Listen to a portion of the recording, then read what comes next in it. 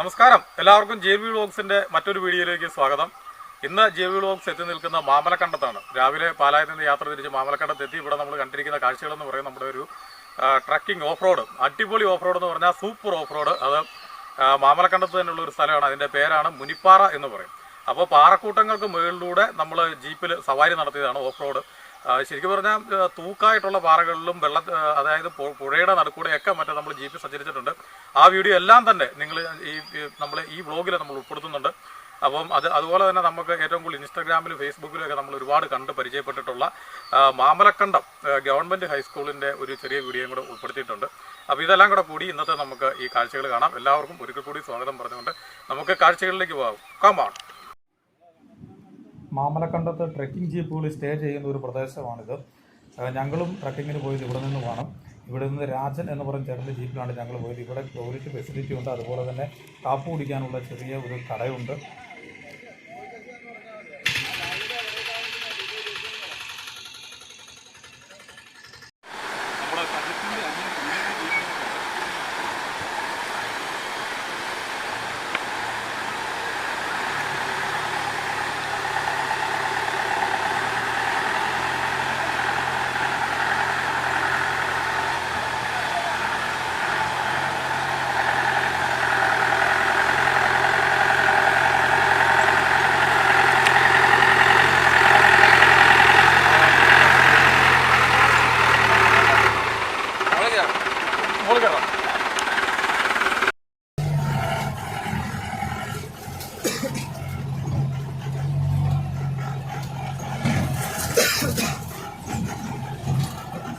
ചേട്ടൻ്റെ പേരെങ്ങനെയാ?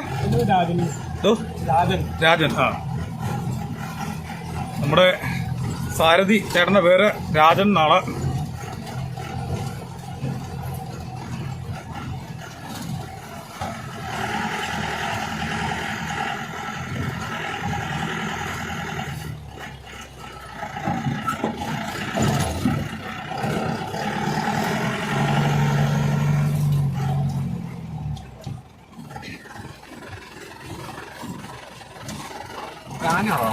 ഇല്ല, പന്നി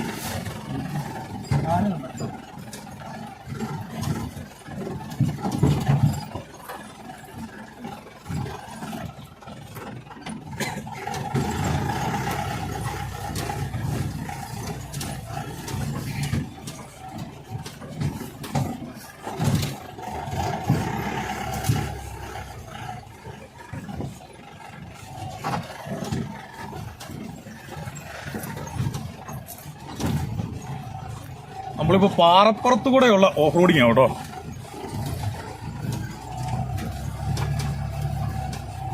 ചെറിയ ഓഫ് റോഡാട്ടോ. ആ ചേട്ടൻ പറയുന്നത് ഇത് ഇവിടുത്തെ ചെറിയ ഓഫ് റോഡാന്നാണ് തോന്നുന്നത്. ഇതിലും വലുത് വേറെ ഉണ്ട്.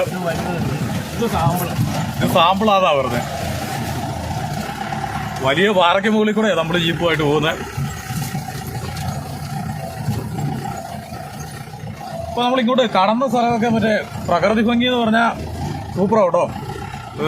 ജീപ്പ് നമ്മൾ പോകുന്ന ഓഫ് റോഡ് ആയതുകൊണ്ടുള്ള ഈ കുലുക്കം കാരണമാണ് നമ്മൾ സൈഡിലെ വിഷ്വൽസൊക്കെ കാണിക്കാത്തത്. നല്ല ഏതാണ്ടത് ചെറുതായിട്ടൊന്ന് കാണിക്കാം. ഒരു സൈഡിൽ ഇതല്ലേ ദൂരെ മലയും മലനിരകൾ. അതുപോലെ ഇപ്പോൾ നമ്മൾ ഈ ദൂരെ കാണുന്ന ഈ പാറ, ആ ടൈപ്പ് പാറയുടെ പുറത്തൂടെയാണ് ഇപ്പോൾ നമ്മുടെ വണ്ടി പോയിക്കൊണ്ടിരിക്കുന്നത്. കട്ട ഓഫ് റോഡ് എന്ന് പറഞ്ഞാൽ കട്ട ഓഫ് റോഡാണ്.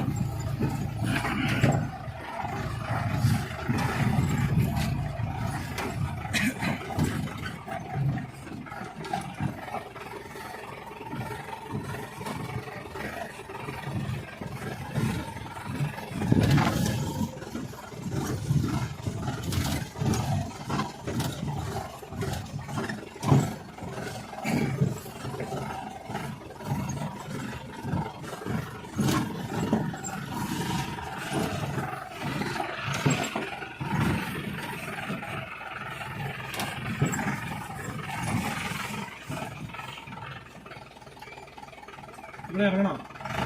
ഓ വേണ്ട.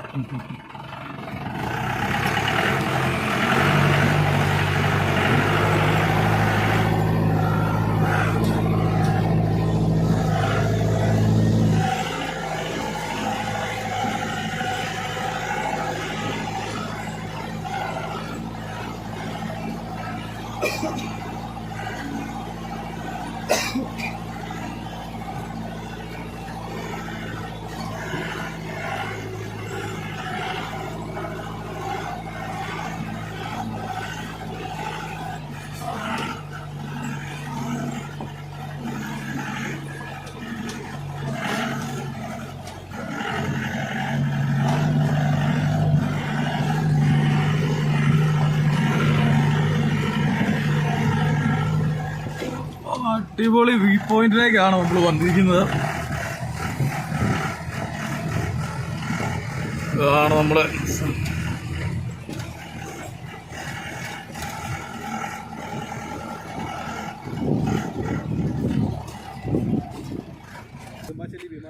സുഹൃത്തുക്കളെ, നമ്മൾ ഈ പാറയ്ക്ക് മുകളിൽ കൂടെയാണ് വണ്ടി ഓടിച്ച് ഇവിടം വരെ എത്തിയിരിക്കുന്നത്. വണ്ടി ഓടിച്ചു എന്ന് പറഞ്ഞാൽ രാജൻ ചേട്ടനാണ് വണ്ടി ഡ്രൈവ് ചെയ്തിരിക്കുന്നത്.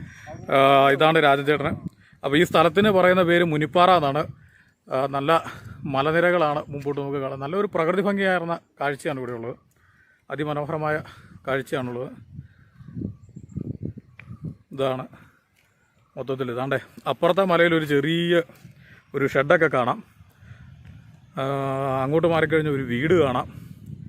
അപ്പുറത്തെ നമുക്ക് ദൂരെ കാണുന്ന മലനിരകൾ, ഞങ്ങൾക്ക് ഇവിടെ നിന്ന് കഴിഞ്ഞാൽ മലനിരകളിൽ ഓരോ വീടൊക്കെ ഇരിക്കുന്നതൊക്കെ കാണാം. പക്ഷെ അത് ക്യാമറയിൽ എത്രത്തോളം വ്യക്തമാകും എന്നുള്ളതിനെപ്പറ്റി അറിയത്തില്ല. പാറയാണ് മുഴുവൻ. അതിൻ്റെ അനുസ്മരിപ്പിക്കുന്ന രീതിയിലുള്ള പേരുമാണ് മുനി പാറ എന്നാണ് ഇതിൻ്റെ പേര്. താഴേക്ക് കൊക്കയ. പോയാൽ പോയതോ കേട്ടോ, പിന്നെ നോക്കിയിട്ട് കാര്യമില്ല.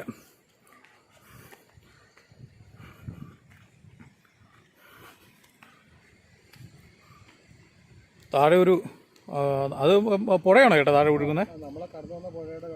നമ്മൾ മറ്റേ വണ്ടി ആദ്യം ഇറങ്ങി വന്ന് കടന്നു വന്ന പുഴയുടെ വെള്ളമാണ് ഇപ്പോൾ താഴേക്ക് ഒഴുകി പോകുന്നതാണ്. അപ്പം സംഭവം മറ്റേ ഫോറസ്റ്റ് തന്നെ, വനത്തിനുള്ളിലാണ്.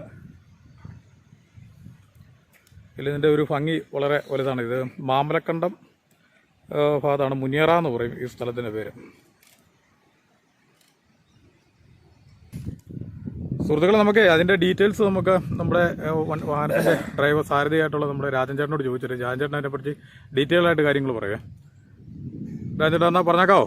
ഇതൊരു മുനിപ്പാറയാണ്. പണ്ട് മുനിമാർ തപസ് ചെയ്ത സ്ഥലമാണെന്നൊക്കെയാണ് പറയുന്നത്. തപസ് ചെയ്താന്ന് പറയുന്നുണ്ട്, പണ്ട് താമസിച്ചുകൊണ്ടിരുന്നതെന്ന് പറയുന്നുണ്ട്. മുനിയറ എന്നാണ് അറിയപ്പെടുന്നത്. ഇവിടെ മുനിയറ ആണെങ്കിലും അത്ര ചെറിയ കേസൊന്നുമല്ല. നല്ല ഇപ്പം ആദിവാസികൾ അമ്പലമായിട്ട് ഉപയോഗിക്കുകയാണ്. അവിടെ മഴ പെയ്യാത്ത സമയത്ത് ആൾക്കാർ കൂട്ടം കൂടി വന്ന് പായസം വെച്ചാൽ മഴ പെയ്യും. 24 മണിക്കൂർ മുമ്പായിട്ട് മഴ പെയ്യുന്നുള്ള ഉറപ്പാണ്. എൻ്റെയൊക്കെ അറിവിൽ അങ്ങനെയാണ്. എൻ്റെ ചെറുപ്പത്തിൽ മഴ പെയ്യാത്ത സമയത്ത് എൻ്റെ കാരണന്മാരും അവിടെ ആദിവാസികളുണ്ട്, അവരെല്ലാം കൂടെ കൂട്ടം കൂടി വന്ന് പിരിവിട്ടുകൊണ്ടുവന്ന് പായസം വയ്ക്കും. പായസം വെച്ചാൽ 24 മണിക്കൂർ മഴ പെയ്യുന്നുള്ള ഉറപ്പാണ്. ആ കാര്യത്തിൽ ഒരു സംശയമില്ല. അങ്ങനെയുള്ളൊരു സ്ഥലമാണ്. പാറയാണ്, കാണാനൊക്കെ നല്ല രസമാണ്. മഴക്കാലത്താണ് ഏറ്റവും രസം. ഇവിടെ എല്ലായിടത്തും വെള്ളച്ചാട്ടമാണ്. പിന്നെ ഇത് ഓഫ് റോഡ് എന്ന് പറഞ്ഞാൽ ഏറ്റവും ചെറുതാണ്. ഇതിന് വലുതാറുണ്ട് കൊയിനിപ്പാറ എന്ന് പറഞ്ഞ സ്ഥലം. അത്രയും വലിയൊരു ഓഫ് റോഡ് കേരളത്തിലില്ല. ഇതൊരു ചെറിയ സാമ്പിൾ മാത്രമേ ഉള്ളൂ. പിന്നെ ഇവിടെ ആദിവാസികളെ അടക്കം ചെയ്യുന്ന സ്ഥലമൊക്കെ ഉണ്ട്. ഇതിൻ്റെ തൊട്ടടുത്ത് ഗവൺമെൻറ് സ്കൂൾ കഴിഞ്ഞാൽ അപ്പുറത്തേക്ക് മൊത്തം ആദിവാസികളാണ്. അവരുടെ ഇവിടെ പൂജ നടത്തുന്നുണ്ട്. അവരിപ്പോൾ അത് അമ്പലമായിട്ടൊക്കെ ഉപയോഗിക്കുകയാണ്. അതൊക്കെയാണ് ഇതിൻ്റെ കാര്യങ്ങളൊക്കെ പറയാനുള്ളത്. ഈ രാജേട്ടൻ, നമുക്ക് ഇപ്പോൾ ഇത് മുനിപ്പാറ, മറ്റേ മുനിയറ എന്ന് പറയുന്ന അത് മുനിയറ നമ്മൾ നിൽക്കുന്നതിൻ്റെ തൊട്ട് മതി ഇതേ കാണാറ്. നമുക്ക് അങ്ങോട്ട് പോകാം, അവിടെ പോയി കാണാം. ആയിക്കോട്ടെ. മുനിമാർ താമസിച്ചിരുന്ന മുനിയറ 3 അറയൊക്കെ ആയിട്ടുള്ളതാണ്. ഇപ്പോൾ ചാടാറായിരിക്കുകയാണ്, കുഴപ്പമില്ല. എന്നാലും ഉണ്ട്, അറയുണ്ട് അതിനകത്ത്. മുനിയറയായിട്ടുണ്ട്. അപ്പോൾ സുഹൃത്തുക്കളെ, നമുക്ക് മുനിയറയുടെ കാഴ്ച നമുക്ക് അങ്ങോട്ട് പോയി കാണാം. ഓക്കെ.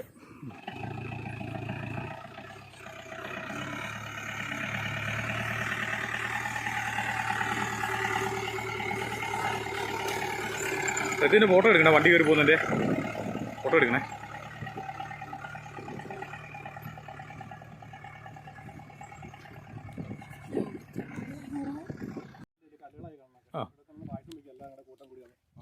പ്രിയമുള്ളവർ, ഇതാണ് മുനിയറ. നമ്മുടെ മുമ്പിൽ കാണുന്ന ഇതാണ് മുനിയറ എന്ന് പറയുന്നത്. അപ്പോൾ ഈ ചുറ്റും കാണുന്ന, രാജേട്ടൻ പറഞ്ഞ ഈ ചുറ്റും കാണുന്ന കല്ലുകളിലൊക്കെയാണ് അവർ ഇവിടുത്തെ ഒരു ആചാരത്തിൻ്റെ ഭാഗമായിട്ട് പായസമൊക്കെ കൊണ്ടുവന്ന് വെക്കുന്നത്. നേരത്തെ നമ്മുടെ സംസാരത്തിൽ രാജൻ ചേട്ടൻ അതിനെപ്പറ്റി സൂചിപ്പിച്ചായിരുന്നു. അപ്പോൾ ഇതൊരു ട്രൈബൽസിനെ സംബന്ധിച്ചൊരു ഭക്തിപരമായൊരു അമ്പലം പോലെ ഉള്ള ഒരു സംവിധാനമാണ്. അവരുടെ ഒരു ആരാധന സംവിധാനം കൂടിയാണ്.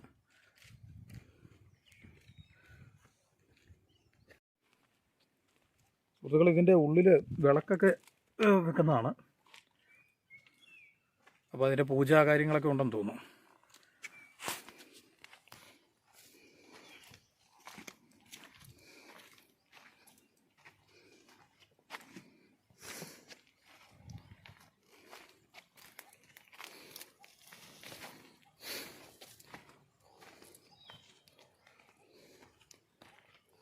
ഇത് ആദിവാസി സമൂഹത്തിൻ്റെ ഒരു ആരാധനയുടെ ഒരു സംവിധാനം കൂടിയാണ്. അവരുടെ ഒരു ആരാധനയുടെ ഭാഗമാണ് ഈ മുനിയറ എന്ന് പറയുന്നത്. അപ്പോൾ ഈ വിളക്ക് വെക്കുകയും ഇവിടെ അവർ ആരാധന ഒക്കെ നടത്തുന്നതാണ്. ഇതാണ് അതിനകത്ത് വെച്ചിരിക്കുന്ന വിളക്ക് വെച്ചിരിക്കുന്നതാണ് ഇപ്പോൾ നമ്മൾ കാണുന്നത്.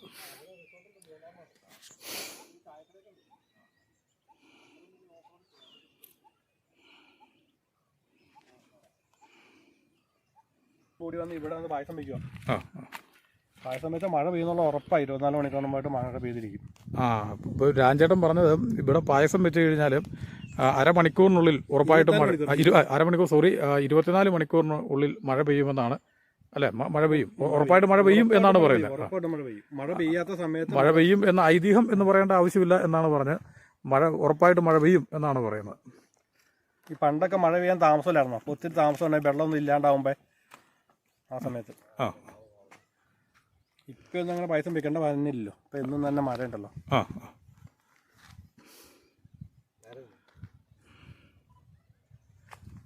ഇതാണ് ഈ മുനിയറയുടെ ഭാഗത്ത് നിന്നുള്ളതിൻ്റെ ഒരു കാഴ്ച. ഇതൊക്കെയാണ്.